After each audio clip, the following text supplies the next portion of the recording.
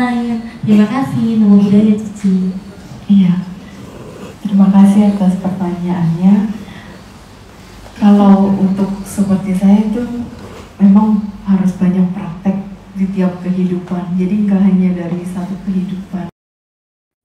Karena memang tekad saya dari beberapa kehidupan yang lalu itu mau kualitas hidup saya menjadi selalu lebih baik dan bisa mencapai sotapanna di kehidupan ini. Kalau bisa, kalau tidak bisa ya bisa bertemu dengan ajaran Buddha berikutnya dan bertemu Sang Buddha berikutnya hingga mencapai Nibbana. Selanjutnya, saya satu lagi yang tertulis ya, nanti saya buka yang langsung ya. Cici izin bertanya, jika belakangan ini merasa gelisah, kurang tidak tenang tidur, jantung berdebar-debar, kamu udah dicek nih Ci ke dokter, nggak ada masalah apa-apa. Tapi itu gimana ya Ci cara ngatasinnya?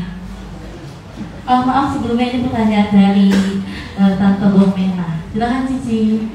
Iya, kalau kayak begitu, pertama yang biasa saya lakukan baca parita, meditasi. Setelah itu perenungan ke dalam diri. Ini ada apa? Kalau memang ternyata ada sesuatu yang tidak wajar, udah parita, meditasi, jalankan sila dengan baik. Bahkan kalau lagi ngejalanin sila, misalkan masih ngerasa, wah kayaknya kurang nih atas sila, kayak gitu. Karena kalau kita bisa menjalankan sila dengan baik, kita parita, meditasi itu sudah sangat cukup perlindungan untuk terhindar dari hal-hal negatif, baik itu dari pikiran maupun di luar diri kita. Ya, terima kasih Cici. Saya buka dua pertanyaan yang ingin ditanyakan secara langsung. Boleh angkat tangannya Bapak Ibu? Ada yang mau bertanya secara langsung untuk dua orang? Kalau oke, baik. Oke, sebelumnya nama saya Esar Setiawan. Saya mau nanya Ci, dalam kehidupan di ajaran kita kan ada kan tentang hukum karma ya. Terus bagaimana misalnya, apakah di alam yang lain itu misalnya perbuatan kita itu apakah ada yang mencatatnya di sana gitu? Misalnya contoh, kita lahir nih misalnya contoh, kita lahir tanggal sekian, meninggal tanggal sekian. Itu kan udah ada yang catat atau gimana? Dulu kan perbuatan kita kan tiap hari misalnya ada perbuatan baik atau buruk. Nah itu apakah ada yang mencatat juga seperti di sana gitu? Itu aja sih. Pertanyaannya bagus sekali kok. Nah, kalau hal yang seperti ini, saya pernah mencari tahu. Itu tidak ada. Karena semua hukum karma adalah hukum alam, yang dimana semua sudah terproses, terjadi dengan sendirinya. Makanya tidak pernah ada namanya karma itu salah berbuah. Karena kalau ada yang mencatat, karma itu pasti bisa salah. Tetapi karena ini hukum alam, hukum semesta, itu tidak akan pernah salah. Di alam lain, di alam surgawi, di alam bawah, jadi di alam dewa, di alam Brahma, di alam Maha Brahma sekalipun, hukum karma tetap berjalan. Selama di 31 alam kehidupan ini, hukum karma terus berputar. Para dewa itu bisa berbuat baik, tetapi melihat kematangan karma dari manusia yang pada berdoa. Kalau memang kematangan karmanya sudah tepat, itu bisa dibantu matangkan karmanya. Tapi kalau memang ini, misalnya orang ini karmanya belum waktunya berbuah, terus aduh ini nggak ada tanaman karma baik, dia nggak bisa bantu apa-apa. Hanya melihat, oh karma baiknya belum waktunya matang, oh karma baiknya nggak ada, dia nggak bisa bantu. Mau dewa apapun. Jadi kalau kita sembahyang ke kelenteng kemana, termasuk ke raja neraka lah yang misalkan ada pohon-pohon biar dibantu segala macam, Kalau kita tidak ada kebajikan, tidak ada satupun yang akan menolong kita. Karena semua balik lagi ke diri kita. Ingat yang di buku Parita, kita pemilik karma kita sendiri, pewaris karma kita sendiri, lahir dari karma kita sendiri. Jadi semua itu karena karma kita sendiri. Kalau tidak ada kebajikan, tidak ada ketemu penolong. Itu sih kok. Iya, sama-sama. Terima kasih Cimeta. Ada yang mau bertanya lagi? Oke, sebentar.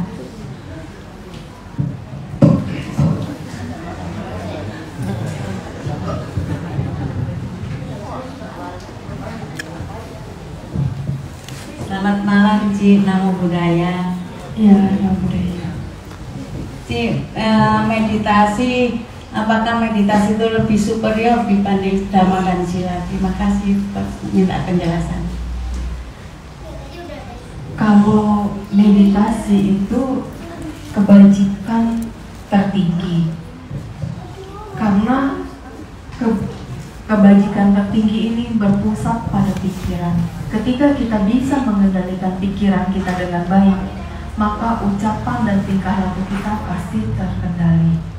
Itulah kenapa dibilang meditasi itu yang tertinggi. Kalau kita bisa melatih pikiran kita lebih baik, berkembang ke hal-hal positifnya jauh lebih baik, itu semua akan menghantarkan kita ke arah pandangan terang, dari samatha bhawana ke vipassana bhawana, dan dari vipassana bhawana itu bisa membawa kita akhirnya ke arah nanti pencapaian kesucian.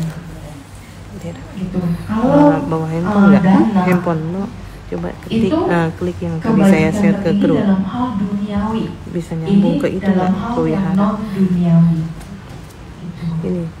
Jadi kalau memang kita ya, senang berbuat baiknya kecilin berdana, gitu, itu bagus. Kan lagi Dan live. itu akan membuat Iya. kita berkelimpahan di nggak bisa ya? kehidupan Nggak jelas berikutnya. ya. Gitu.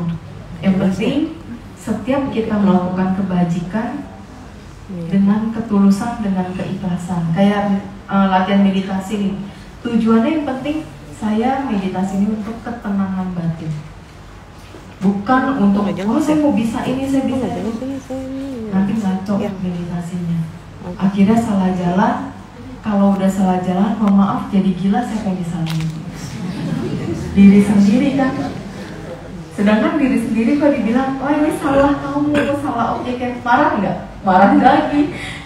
Karena kita harus benar-benar sadarin, saya pokoknya sekarang meditasi untuk ketenangan batin, biar itu berproses dengan sendirinya. Jadi kalau di sini nanti Bante ada bimbing meditasi one day mindfulness, atau ada setiap malam apa ada meditasi, ikut latih pelan-pelan, kontrol pikiran kita untuk bisa menjadi lebih baik.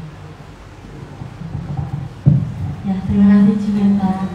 Selanjutnya sudah ada pertanyaan yang masuk ke saya. Selamat malam Cimeta.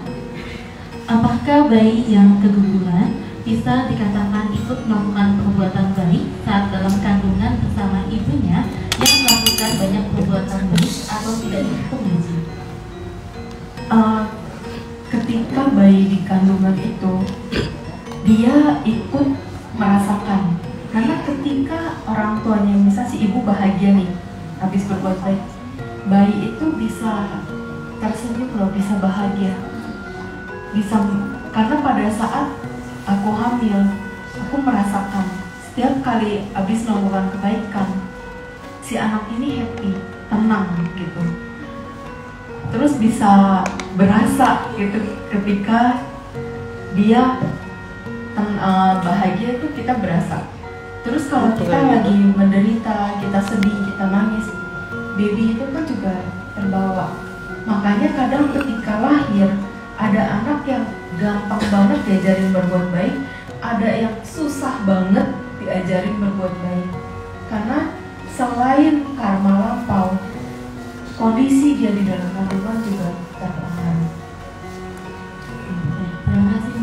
belum ada pertanyaan yang masuk, saya buka sesi pertanyaan secara langsung untuk kedua orang bertanya. Boleh, ada yang ingin mau bertanya? Oke.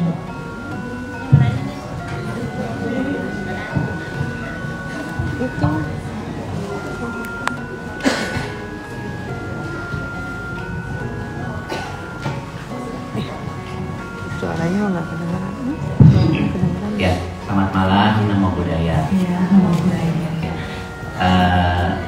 Begini Ki, nama saya Wirya. Sebelum saya bertanya, mungkin saya akan menceritakan dulu tentang kondisi ini Ki, karena nanti ada hubungannya dengan pertanyaan saya Ki. Oke, silakan. Saya terlahir dengan keterbatasan di penglihatan nih Cimeta. Nah, dan saat ini penglihatan saya sudah habis, jadi tidak bisa melihat. Nah, kira-kira 1,5 tahun yang lalu istri saya meninggal Ci. Nah, saat ini ada saya bersama 2 anak saya. Nah, karena dengan kondisi keterbatasan saya nih Ci, jadi mungkin secara gampang pemelekatan saya terhadap pasangan itu begitu kuat mungkin ya, karena banyaknya hal-hal yang sifatnya saya bergantung atau dibantu oleh mendiang istri saya Ci. Jadi dari situ sampai dengan saat ini saya masih terus mencari tahu, penasaran bagaimana kondisi mendiang istri saya saat ini. Walaupun secara dhamma saya tahu persis bahwa kita sebagai umat awam sih yang masih jauh bisa paham ke arah sana, kita paling patidana ya Ci ya. Nah, pertanyaan saya mungkin yang pertama sih penasaran bagaimana kondisi pasangan saya, tapi kalau itu pribadi di skip, nggak dijawab nggak apa-apa sih. Yang kedua, istri saya ini Nasrani, jadi non Buddhis. Apakah ketika kita melakukan patidana itu berpengaruh untuk kebahagiaan kondisi dia di sana? Itu yang selanjutnya pertanyaannya, bagaimana sih Ci cara mudah untuk kita melatih diri untuk bisa mencapai apa ya, pemahaman atau bisa menembus gitu Ci, kita bisa mengetahui tentang kelahiran kembali ya, seperti Cimeta tadi ya. Bagaimana gitu Ci bisa seperti Cimeta? Terima kasih. Namo Buddhaya. Ya, Namo Buddhaya. Untuk pertanyaan pertama, mohon maaf ya Pak, saya skip. Itu nanti aja setelah acara. Terus kalau untuk pertanyaan kedua, kita melakukan pelimpahan jasa bisa untuk siapapun, agama apapun. Jadi tidak hanya terbatas untuk kalangan Buddhis saja. Jadi dengan Bapak sering melakukan pelimpahan jasa untuk istri Bapak, itu tetap bisa dia dapatkan kalau dia terlahir di alam peta yang bisa menerima pelimpahan jasa. Itu. Terus juga Bapak harus juga bisa melepaskan kemelekatan tersebut. Wajar seorang suami melekat ke istrinya, itu adalah hal yang sangat wajar. Tapi disadari aja, sekarang fisiknya memang sudah tidak di sebelah, tapi kan batin masih terkoneksi.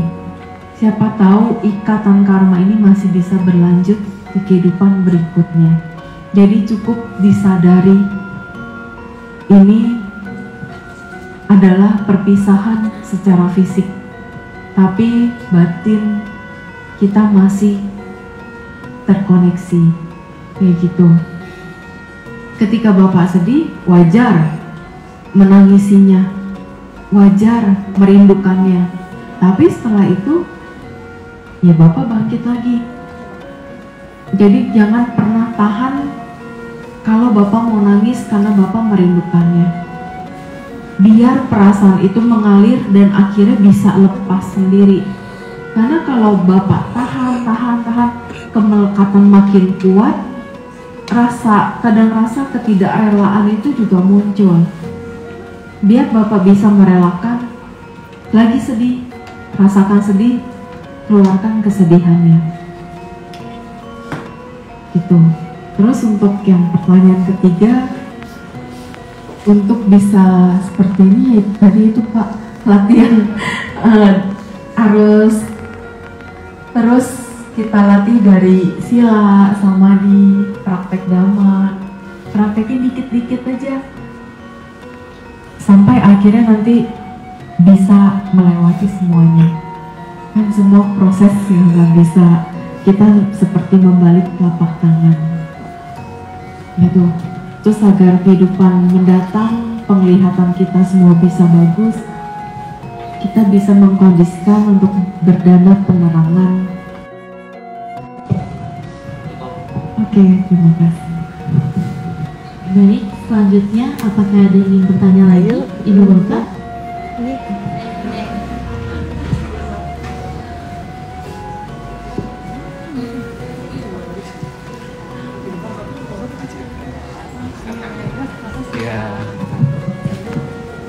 Selamat malam, Cimeta. Aku Erna. Sebelumnya nama budaya sih. Nama budaya. Tertarik sih tadi sama cita-citanya Cimeta, kan pengen mencapai sotapana. Kebetulan sama kita juga bercatana untuk mencapai sotapana karena tidak mau terlahir kembali ya Ci. Terus juga baru sadar juga kalau dengan samadhi itu kan dana tertinggi, tadi Cimeta udah jelasin juga ya. Gimana kiat-kiatnya dari Cimeta nih buat kita para rumah tangga. Terus kan saya juga sebagai karyawan juga masih kerja. Meditasi itu kan nggak gampang ya Ci, kalau kondisi sekitar juga sekarang berisi anak-anak, terus sama lingkungan rumah juga belum mendukung ya Ci, masih tinggal di kampung, kadang banyak suara-suara yang mengganggu gitu ya.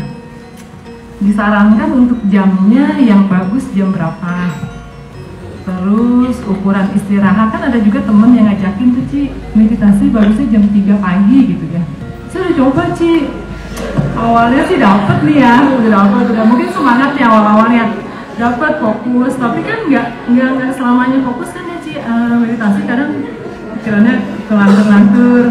Terus ya saya minta nasihatnya aja sih, gimana tadi, tapi saya baru dengar juga kan tadi Cimeta udah jelasin yang setiap hari 5 menit, itu belum saya praktekin sih, akan coba saya praktekin. Cuma kalau untuk yang 1 jam sih, kalau secara duduk saya sih udah bisa ngelewati, cuman fokusnya aja nih yang masih sering nggak dapet. Wajar. Udah sih mau tau kiat-kiat itu aja sih, kepengen disiplin sih Ci, setiap hari bisa di meditasi gitu ya.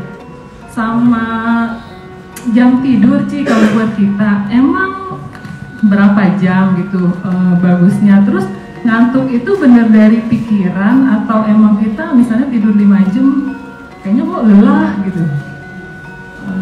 Sementara itu deh kebanyakan nanti. Makasih Ci. Iya, budaya.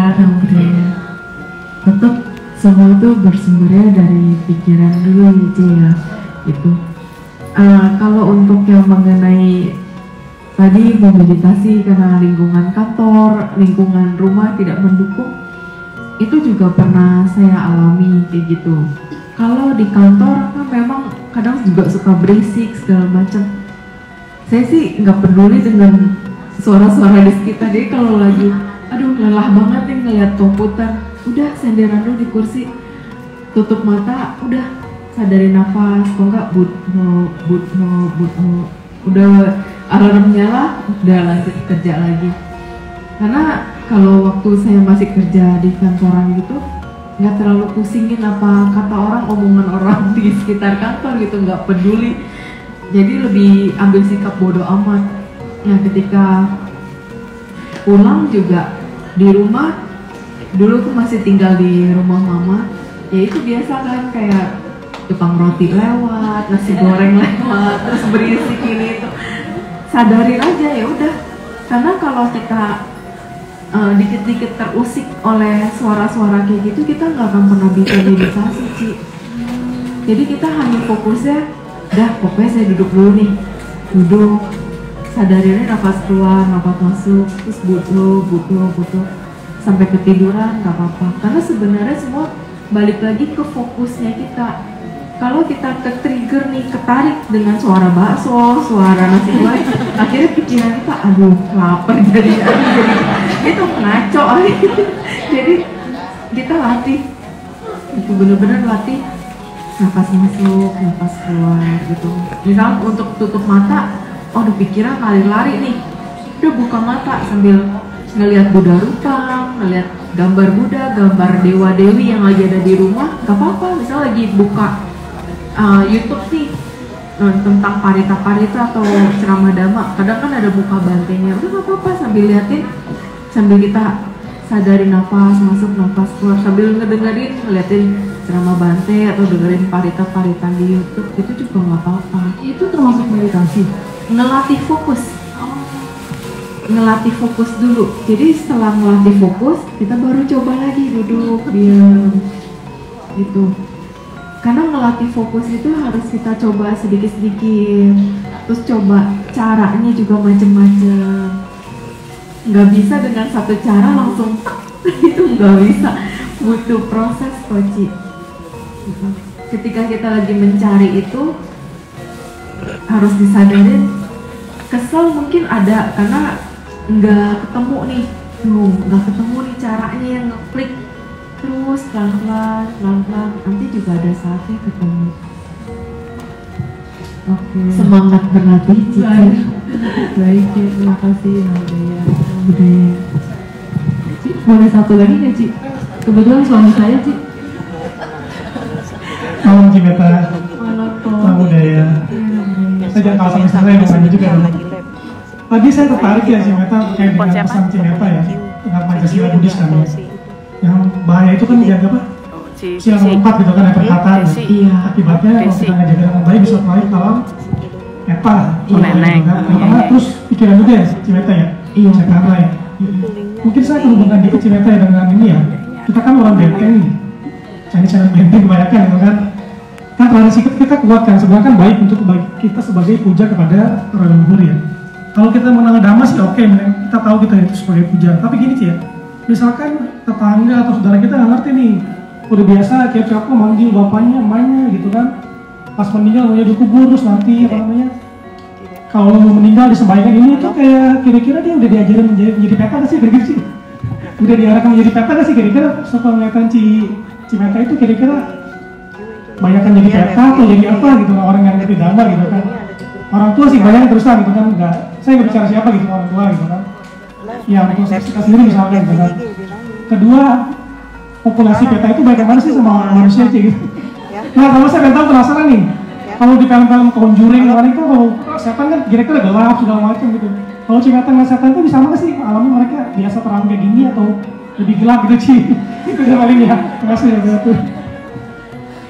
Iya, kalau untuk yang tadi pertanyaan pertama mengenai sembahyang-sembahyang tradisi gitu, semasih tujuannya baik, itu masih tetap baik. Yang penting pada saat kita lagi sembahyang jangan dikit-dikit dipanggil aja sih. Karena kalau mereka di alam dewa, kalau yang mereka punya istana nih ya di angkasa, kok cuma ngeliat gini, oh manggilnya cuma gitu, udah didiemin gitu. Tapi kan kalau dewa yang tidak punya istana, dia tetap ada di rumah. Jadi kadang ada yang bisa ngeliat, si ini masih di rumah, si itu masih di rumah. Itu bisa jadi dia sudah terlahir di alam dewa tapi tidak memiliki istana. Ada yang seperti itu. Ada juga yang terlahir di alam peta, tapi karena sering dipanggil, dia jadi stay di rumah, jadi penunggu rumah. Ada yang bisa seperti itu juga. Gitu. Terus kalau dari jumlah makhluk peta sama manusia, itu lebih banyak jumlah makhluk peta.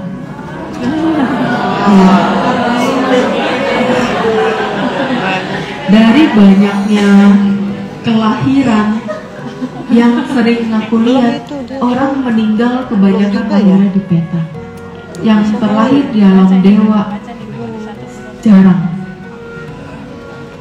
Karena kuncinya pertama pikiran, terus karma pendukung. Nah, jadi karma sama pikiran ini berbuahnya bisa berbarengan. Ketika pikiran utama yang muncul nih, karena pas nafas terakhir munculnya pas kitanya lagi ngomelin siapa gitu, itu langsung saat itu juga terkondisi ke alam peta, ditambah karma yang langsung berbuah di saat itu mendukung banget ke alam peta, sudah di peta kita. Karena ini deket banget jaraknya. Kalau orang yang meninggal mendadak itu pikiran tidak terpengaruh, tetapi karma yang langsung berproses. Termasuk meninggal kecelakaan, itu pikiran plus proses karmanya. Kalau ada yang benar-benar dek ketabrak meninggal, dia nggak sempat mikir apa-apa, karma yang langsung berproses. Kayak gitu. Tapi kebanyakan memang makhluk peta sih. Itu kemanapun, aduh serem. Tapi kalau ngelihat langsung,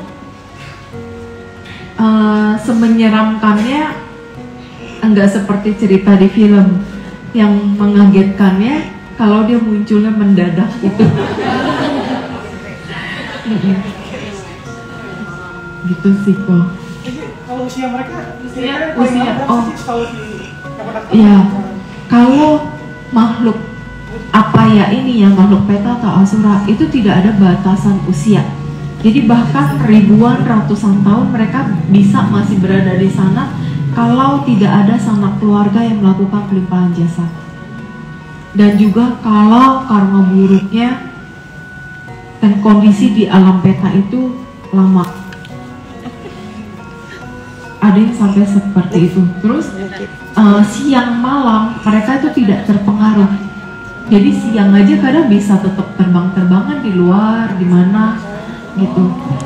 Iya, jadi tidak terpengaruh. Dikira hantu adanya malam aja sih. udah mindsetnya maghrib ada hantu lagi. Iya, siang pun tetap ada. Tapi karena mungkin siang orang lebih banyak beraktivitas, rasa takutnya tidak terlalu terasa. Terus energi merekanya mungkin lebih terasa lemah. Kalau malam hari energi mereka lebih kuat. Gitu. Sekarang Kita sudah dimulai. herannya hantu takut matahari sih.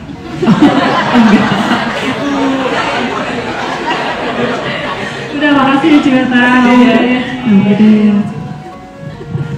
Oke. Adakah yang masih ingin bertanya secara langsung? Ini Pak, lagi live. Yang mana duluan, Om Ini. Daniel? Ini, Oke, silakan. ini saya nggak bisa. Ya dioper.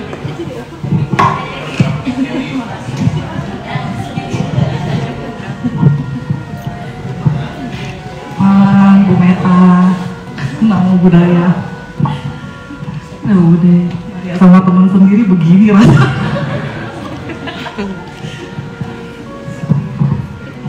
Bu Meta mau nanya nih, kan dalam kehidupan sekarang ini ya, zaman now ini banyak banget orang-orang terakhir yang penyuka sesama jenis kayak lesbi dan gay. Karena saya juga punya salah satu kenalan itu begitu. Nah, yang mau saya tanyakan, apa yang menyebabkan, karena apa yang menyebabkan mereka bisa menyukai sesama jenis?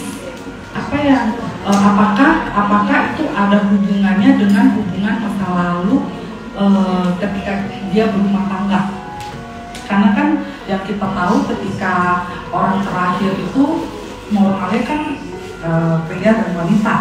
Kenapa ini bisa ada lesbi, ada gay? Apa yang karena apa yang menyertai sehingga mereka bisa seperti itu, dan yang misalnya lahir pria bisa seperti perempuan dan sebaliknya. Terima kasih Bu Meta.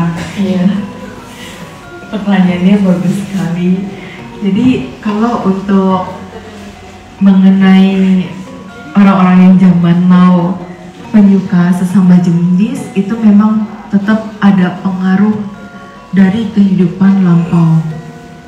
Nah, pengaruh dari kehidupan lampau ini itu disebabkan kalau dari beberapa yang saya lihat, karena penyelewengan penyimpangan seks itu bisa menyebabkan seseorang jadi seperti ini. Terus juga karena tekad, ada yang bertekad memang ya kita nanti bersama lagi ya sebagai suami istri, tapi tidak diperjelas sebagai istri atau sebagai suami. Akhirnya ketika sama-sama jadi cewek atau cowok saling mencari, ketika saling mencari ketemu, akhirnya jatuh cinta dan nempel banget, nggak bisa lepas.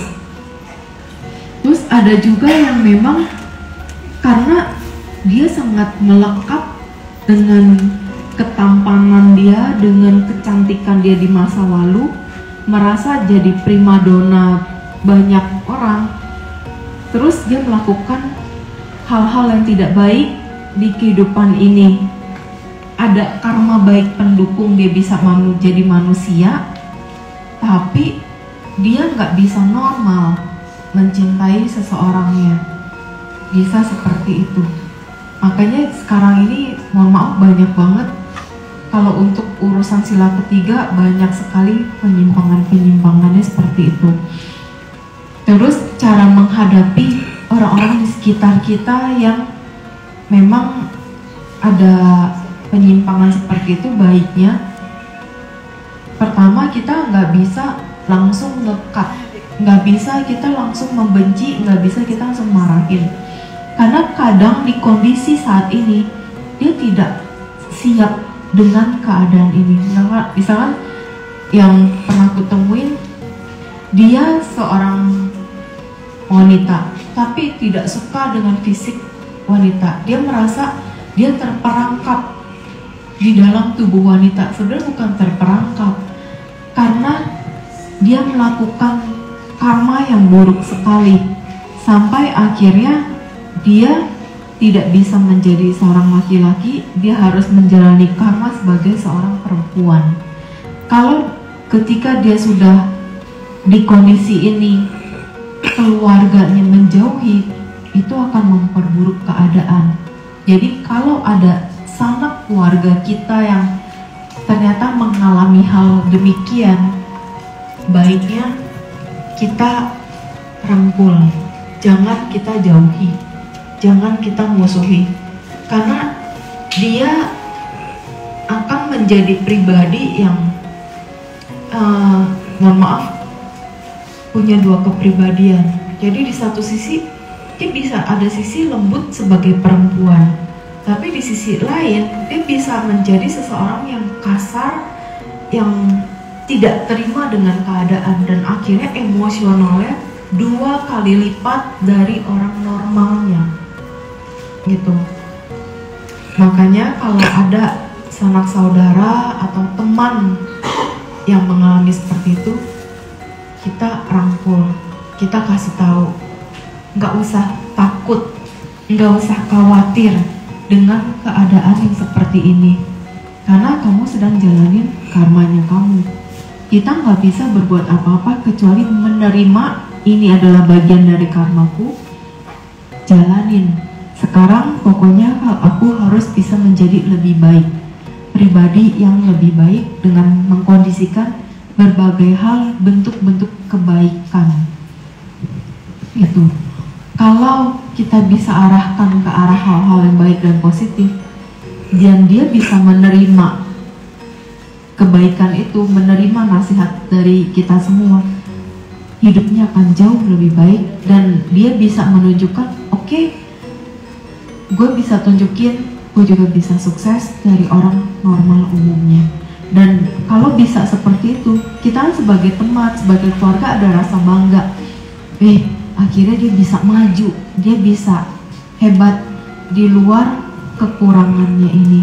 Karena biarkan dia untuk tidak fokus dengan kekurangannya.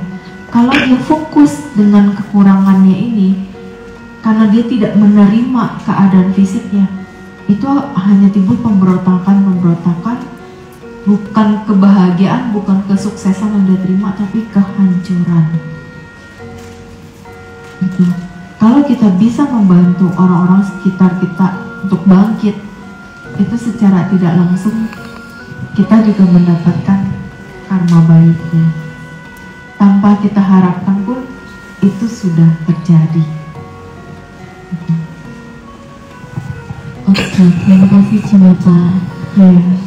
Aku mau terang satu pertanyaan ya dari aku terkait sama yang tadi Cici. Aku tertarik kalau misalnya di kehidupan lalu sebagai pasangan lalu bertekad untuk bertemu di kehidupan ini, itu bisa ya Ci menjadi pasangan? Bisa. Namun yang ingin aku tanyakan, apakah pasangan-pasangan yang sudah menjadi pasangan di kehidupan ini, mungkin mama dan papaku dan mungkin pasangan ibu bapak lain di sini, apakah di kehidupan lalunya pasti sudah pernah menjadi pasangan? Apakah mungkin kebetulan aku juga belum menikah ya sih. Jadi apakah mungkin aku pasti akan bertemukah pasangan aku di kehidupan yang akan lalu, ataukah mungkin akan ada pasangan baru di kehidupan ini? Terus aku juga lihat ini Ci, fenomena perceraian artis-artis itu banyak sekali ya Ci. Pasangan muda bercerai dengan berbagai problematikanya, itu cukup mengguncang sebagai individu yang belum berpasangan. Itu menurut Cici bagaimana? Apakah memang mereka di kehidupan lalu juga bermasalah dengan pasangannya? Apakah hanya egois semata di kehidupan ini atau bagaimana Cici? Terima kasih. Oke, kalau untuk yang mengenai pasangan, kalau seseorang bisa berpasangan suami istri, itu memang sudah tentunya di lampau sudah pernah suami istri gitu. Tidak hanya dari yang kehidupan yang terdekat, bisa juga ada yang udah jauh banget terus ketemu lagi di sini sebagai suami istri, itu juga bisa. Jadi kalau dari yang dekat-dekatnya, misalnya kalau kehidupan terdekatnya, wah ternyata kakak beradik atau cuma teman, tapi kenapa di kehidupan ini tahu-tahu jadi suami istri? Karena ada kaitan yang lalu ya, bisa yang terjauh atau terdekat atau di tengah-tengahnya ada jalinan suami istri itu. Terus di balik jalinan suami istri ini tetap ada hutang piutang karma yang harus dijalani. Tinggal kita menyesuaikannya, ada yang berat, ada yang ringan. Kalau kita bisa saling menerima kekurangan masing-masing, saling bisa memperbaiki dan segala macamnya, itu berarti kita menjalani hutang karmanya tidak terlalu besar, karena kita masih bisa berjalan beriringan sambil memperbaiki, sambil semuanya ya kita arahkan dengan baik ke arah yang positif. Terus kalau yang ada sampai pernikahannya cerai di tengah jalan, terus juga ada yang belum apa-apa udah berpisah, itu ada yang menjalani hutang karma, ada yang memang musuh karma bertemu, itu bisa loh. Musuh karma ketemu setelah sah dalam pernikahan, itu piring bisa terbang semua, bisa udah kayak main Muay Thai di dalam rumah tangga, seperti itu.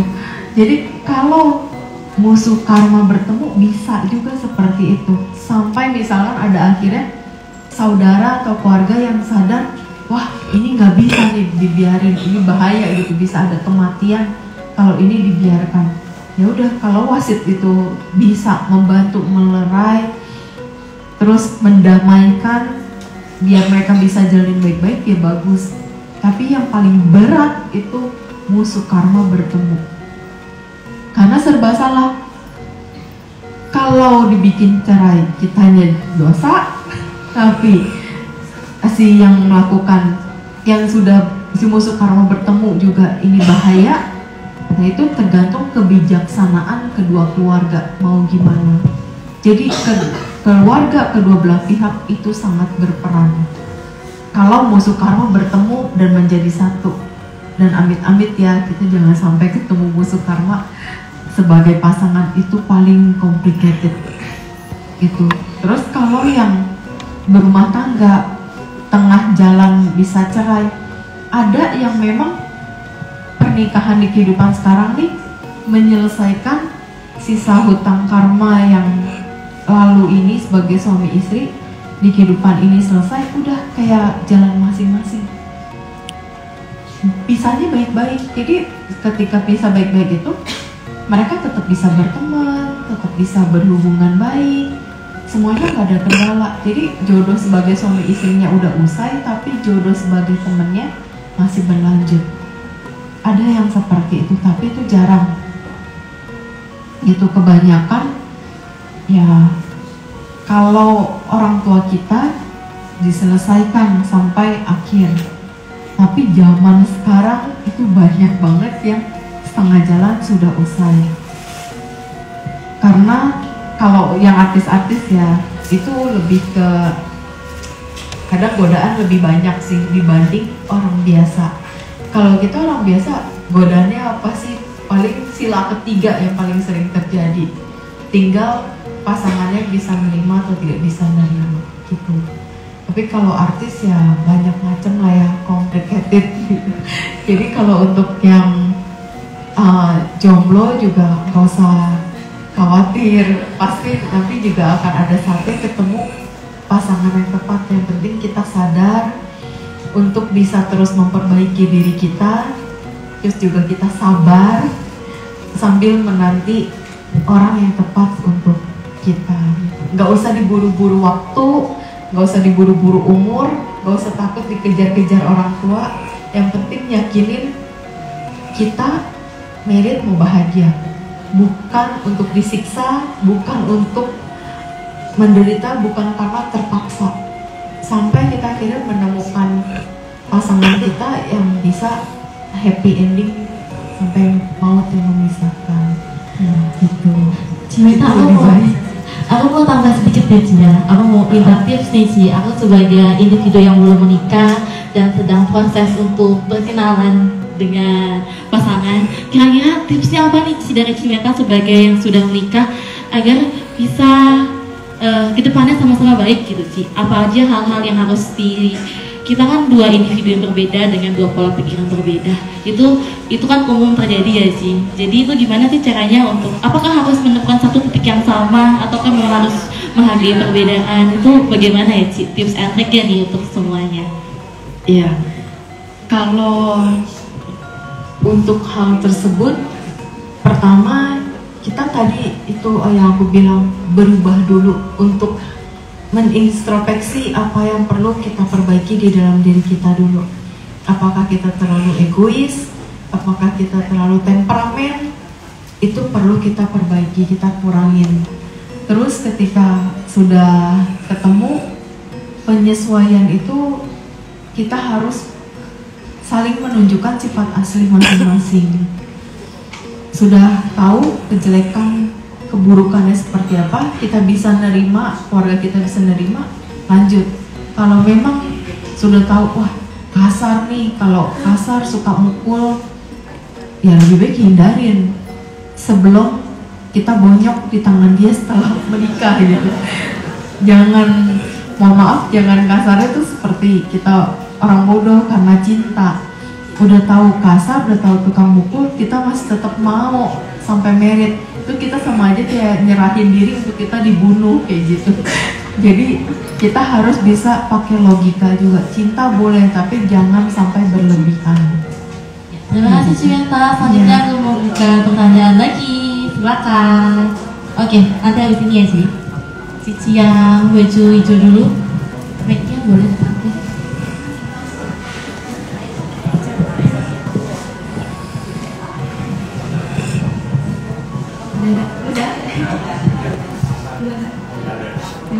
Makasih atas kesempatannya, Ci, aku udah baca banyak literatur Buddhis yang mengatakan bahwa ada alam antara bawah. Jadi setelah kita terakhir meninggal, pikiran terakhir itu kita ada di antara bawah. Antara bawah itu yang orang-orang suka bilang ada yang 7 hari, 40 hari, 49 hari, bahwa makhluk itu masih ada rumah atau di sekitaran mayat atau jenazahnya. Nah itu menurut pandangan Cici dan penglihatan Cici, sebenarnya ada nggak sih antara bahwa itu, atau memang langsung tiba-tiba lahir di alam berikutnya? Nah sementara kan yang kita tahu kebanyakan makhluk ada di sekitar rumah itu kan, di masa perkampungan itu. Berarti sebagian besar dari makhluk-makhluk yang meninggal langsung peta dong, Ci? Itu yang aku tanyakan. Iya benar, langsung ke alam peta kebanyakan. Karena setelah pikiran terakhir berproses dan karma itu berproses, kita akan mendampingi jasad kita ini sampai kita dikremasi atau dikubur. Jadi kita pada saat kita hembus nafas terakhir, kan kita pasti dikunjungi nih sama-sama leluhur kita. Mereka memberikan penghormatan terakhir ke jasad kita. Nah pada saat kita sudah berhembus, mereka memberikan penghormatan. Setelah itu mereka pada kembali ke alam masing-masing. Kita bangun kayak bangun tidur, bangun seperti biasa. Udah, kalau kita di alam dewa, kita langsung melihatnya indah, terus kayak seger banget. Tapi kalau ketika kita tahu di alam peta, ketika kita bangun, ada yang kita bingung melihat sekeliling, terus ada yang memperhatikan dulu. Banyak yang seperti itu. Terus udah berdiri tuh langsung melayang. Biasanya udah ngeliat nih badan kita lagi dimandiin, lagi ditangisin sama keluarga, kita ngeliat, tapi kita hanya bisa bereaksi diem, ngeliatin. Terus sampai nanti kita masuk peti, kita dibacain parita, terus kita tutup peti, kita dampingin terus jasad kita. Sampai kalau kita masuk ovon nih, pas yang udah itu langsung itu pernah aku lihat langsung penghormatan terakhir terhadap jasad kita. Jadi berdiri dia kayak membungkuk gini gitu 2 kali. Terus sudah ada yang kalau masih karena di alam peta masih melekat sama sanak keluarga pulang, dia tuh pulang. Ada juga yang dia pulang duluan ke rumah yang memang misalnya pada saat dia hidup, mohon maaf meninggalnya nggak kesampaian gitu, rumah yang dimana yang dia tuju, dia baliknya ke rumah itu gitu. Terus nanti pada saat lagi sembahyang segala macam dipanggil, ya dia balik ke rumah yang disembayangin. Kalau melekat sama rumahnya. Tapi kalau melekatnya dengan anggota keluarga, misal dekatnya sama si anak yang mana, udah ikutin ke anak yang itu. Tapi kalau dia memang melekatnya dengan semua, dia bisa kunjungin satu-satu. Kayak begitu. Jadi yang literatur Buddhis yang mengatakan akan ada di alam antara bawah itu, berarti aku sih nggak ada ya. Berarti langsung masuk ke alam berikutnya gitu ya, Ci? Iya. Jadi terus yang juga ada yang bilang, makanya kan ada yang mungkin kalau nggak salah ya Muslim 7 hari, di Buddhis kalau nggak salah 49 hari ya, sampai 49 hari. Itu lebih ke tradisi itu mungkin, lebih ke tradisi. Karena kalau dari Buddhis tidak ada. Oh tidak ada. Iya. Jadi benar-benar langsung masuk alam berikutnya dan kebanyakan ke peta berarti gitu. Iya. Oh oke. Terima kasih. Iya sama-sama. Selanjutnya tadi Cici yang boleh dioper mic-nya ke. Jadi nyambung sih. Jadi kalau kayak gitu lebih baik kita tuh langsung dikremasi. Misalnya kan biasanya kan ada orang yang nunggu berapa 4 hari, 3 hari, atau langsung aja besoknya kremasi, nggak usah lihat hari. Kalau masih sanak keluarga berpegang dengan tradisi, ikutin aja tradisi. Tapi kalau keluarga udah kayak nggak terlalu ngikutin tradisi, mau secara Buddhis ya nggak perlu lihat hari dan tanggal. Karena di dalam Buddhis semua hari baik, semua tanggal baik. Tergantung karma kita sendiri lagi. Tapi buat makhluk almarhum yang meninggal itu lebih baik dicepetin kremasinya atau nggak usah ditunggu-tunggu aja? Tergantung dari kitanya sama keluarga. Kalau memang dari keluarga bilang tunggulah 3 hari karena masih ada sanak keluarga yang belum melayat, temannya belum pada ngeliat, ya udah tunggu gitu. Tapi kalau memang dari keluarga udahlah langsung aja, ya balik lagi sih semua ke keputusan keluarga kan gitu. Oh Ci, satu lagi tadi kan proses kremasi, pekuburan juga sama ya Ci? Berarti setelah peti itu dimasukkan, berarti biasanya pada apa hormat gitu, baru nanti ke masing-masing gitu. Oh betul. Jadi pada saat peti itu sampai nih di tanah yang bawah, paling bawah, peti itu sampai langsung juga memberikan penghormatan. Lanjut ya Ci. Keadaan keluarga kan banyak tuh, misalnya orang tua kita meninggal, terus ada yang nangis, ada yang biasa aja gitu. Itu mempengaruhi bagaimana? Tolong pegang. Kalau saya mau ke anak. Nangisnya benar-benar sedih banget karena kehilangan, cukup diingatkan, ada ya jangan berlebihan dulu, takutnya memberatkan orang tua kita. Tapi kalau misalnya sanak keluarga tahu, oh ya udah dia sedih hanya karena di saat itu aja gitu, udah nggak apa-apa. Itu karena kesedihan ya, ketika kita lagi di dekat jenazah itu memang tidak boleh berlarut-larut, nggak boleh berlebihan. Itu menghambat dia juga, jadi makin melekat. Udah di peta kasihan, ditambah kemelekatan yang berlebih dari kita, jadi tambah lama dalam petanya. Begitu juga kalau leluhur, ternyata sanak keluarga kita yang meninggal ini orangnya baik banget nih, karma baiknya luar biasa. Kalau terlalu ditangisin juga bisa memberatkan dia kan, udah di alam bagus, di alam dewa, ngelihat banyak yang nangis, itu memberatkan dan akhirnya jatuh. Bisa juga seperti itu. Jadi kita harus bisa yang bagaimana mengontrol emosi kita. Nangis boleh tapi jangan berlebihan. Iya. Baik, apakah ada yang masih menyambung terkait dengan duka cita? Dia satu topik atau mau topik baru? Kalau masih mau nyambung, saya kasih waktu Cici. Ini ada yang mau nyambung di online? Ada yang nyambung di online? Iya. Boleh diberikan linknya ke Cici yang muncul kata-kata nanti ya Ci. Nanti Iya, aku kasih waktu untuk Cici. Ini izin nyambung dulu ya Ci.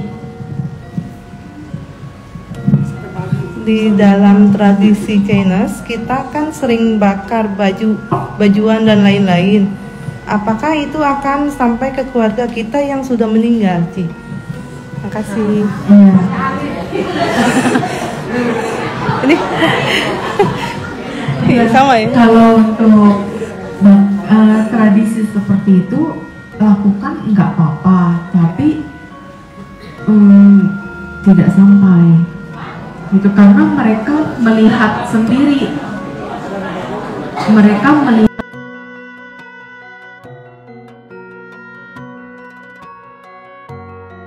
gitu.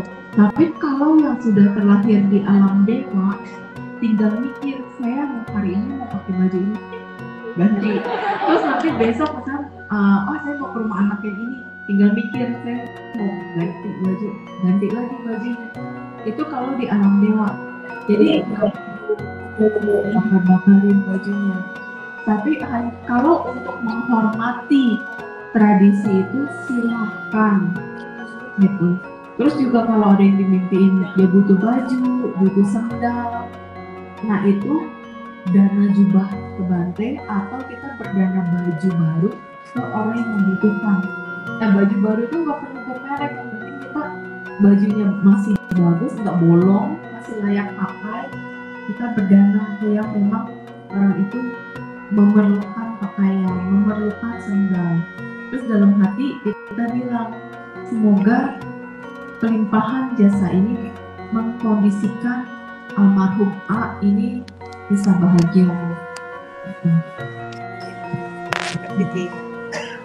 Oke, terima kasih Ci. Apakah masih ada yang ingin menyambung terkait tema duka cita? Atau mungkin di topik? Kalau dia masih menyambung,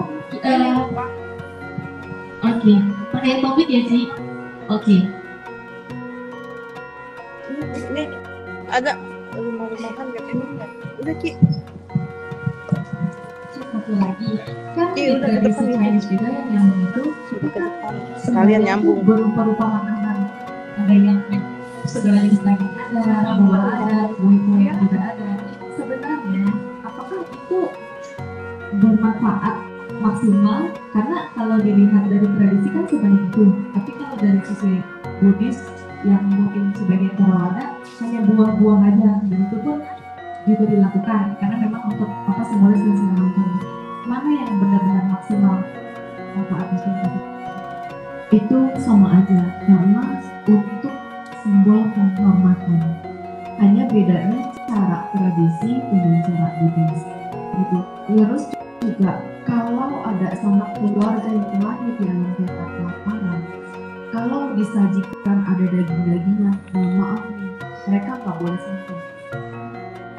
Jadi ketika misalnya mereka kelaparan, tuh disediainnya babi cen nih kesukaannya dia, itu dia hanya bisa melihat, menginginkan, tapi dia tidak bisa berbuat apa-apa. Nggak boleh. Karena pernah saya tanya kenapa, itu dibilang bisa memberatkan saya di alam beta. Jadi better mungkin kasih buah-buahan aja ya Cik, sarinya bisa dimakan ya. Makanya kadang ada yang diganti dengan vegetarian. Karena kalau kayak gitu lebih boleh kayak gitu, mereka bisa kelaparan, langsung muncul di tangan mereka nih hausnya kayak gitu, misal nasi udah sama lontong, itu makanan kayak nggak habis-habis dia makan, sampai nanti merasa cukup, kenyang, hilang sendiri mangkok di tangan gitu.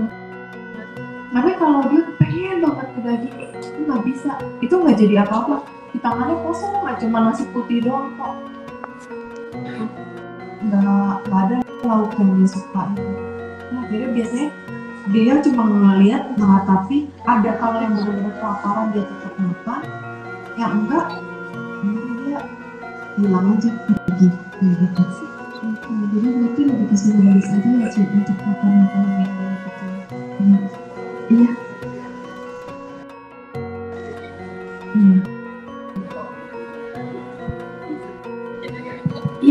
Iya, lihat, langsung lihat, karena ada interaksi. Iya, terus pernah juga ada yang termasuk kan di depan saya, dia kepengen KFC, dibeliin KFC. Saya bilang beliin aja KFC, kesian kelaparan gitu. Makhluknya ya, ini kan dia kesurupan, dibeliin KFC. Itu tiba-tiba ayamnya tuh terbang. Dia udah di tangan dia udah dibeliin, udah di sini, dia udah siap makan, udah gini, udah mau langsung ayamnya gitu. Tangannya juga ada yang petok kayak gini. Saya sumpah itu nggak boleh.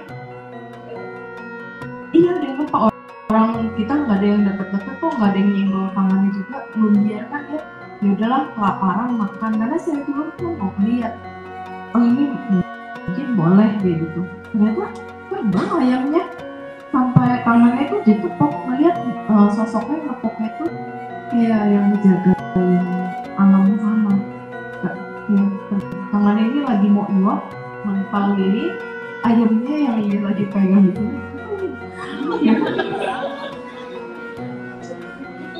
Kalau lagi camping, misalkan tetap mau disediakan kayak sangseng segala macam, ya silahkan aja, tapi yang penting warga tahu kayak gitu. Kalau misalkan itu nggak dimakan, ya nggak masalah kan, untuk menghormati. Misalnya si almarhum kalau terakhir dalam petanya, ya paling dia cuma makan nasi, sayur-sayur segala macam. Tapi kalau di alam dewa itu nggak pusing, dia tinggal mikir, oh mau makan babi cin udah kenyang, dia mau makan ini makan itu langsung kenyang, nggak ada halangan apa-apa. Kalau itu kan cuma pikiran, karena tidak benar-benar langsung makan kayak begini, tidak dewa, karena dia tinggal mikir kan, oh saya mau makan ini, muncul terus memang gitu. Jadi bukan memang kita yang kondisin, karena melihat sendiri seperti itu. Berarti kalau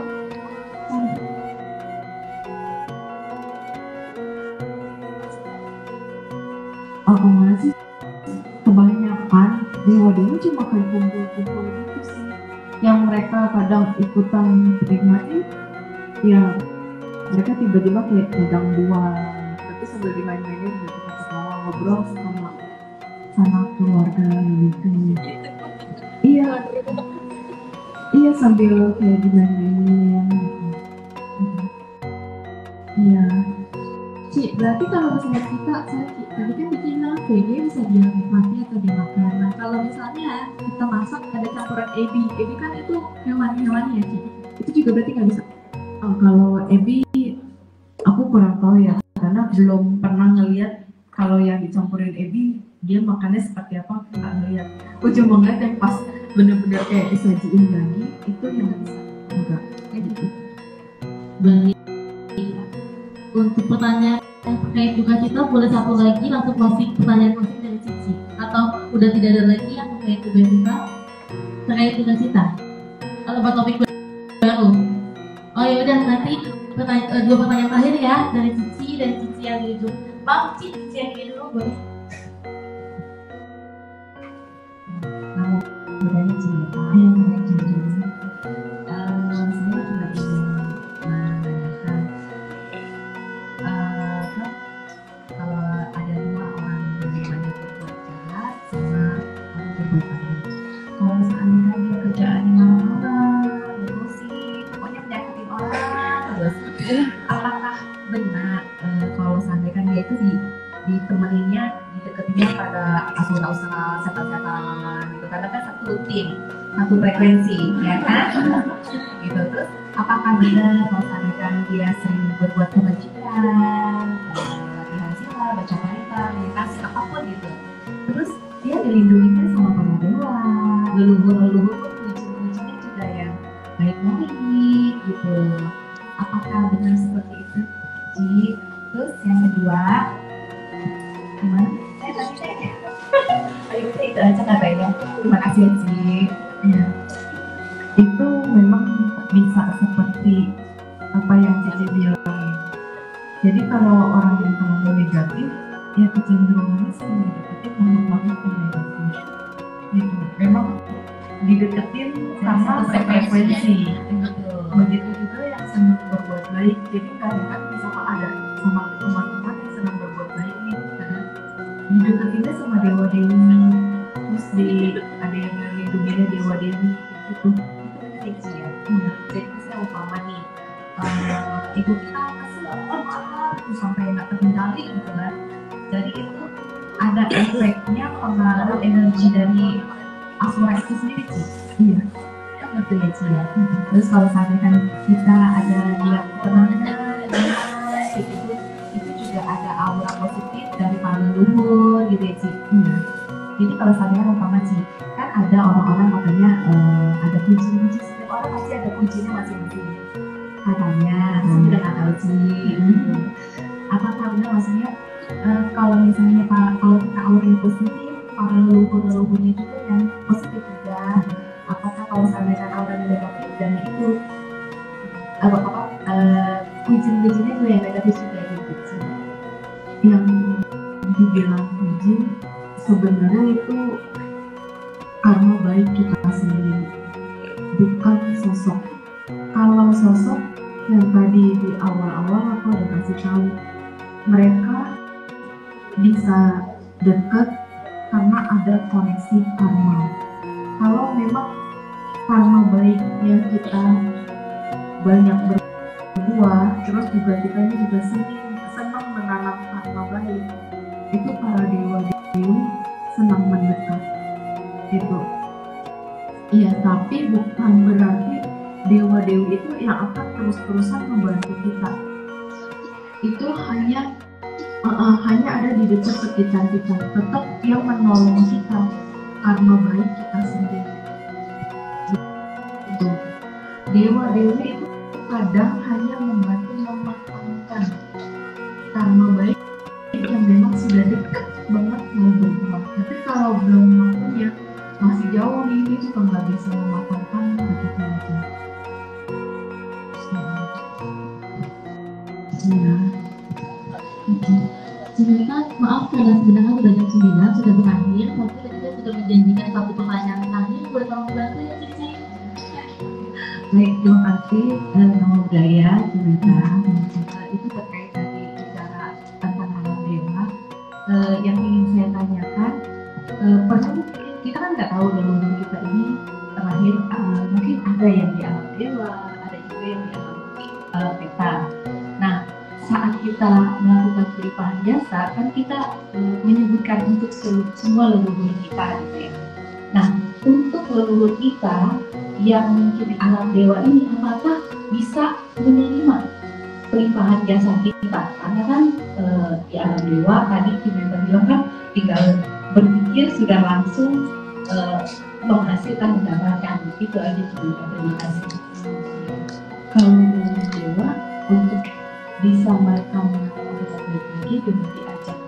Jadi misalkan Cici ada dengerin dhamma nih, ya berarti Cici dia bilang Pama atau leluhur siapa gitu, saya mau mendengarkan dhamma, saya mau berbuat baik nih, semoga papa, mama atau para leluhur ikut merasakan kebahagiaan ini, ikut bersukacita atas apa yang saya lakukan. Karena dengan mereka ikut berbahagia atas apa yang kita lakukan, di situ tanaman kebajikannya bertambah juga. Gitu. Kalau alam peta kita limpahkan, soal alam dewa diajak. Terima kasih. Terima kasih banyak sih Meta atas waktunya untuk saya bagi. Tadi merupakan pertanyaan terakhir. Selanjutnya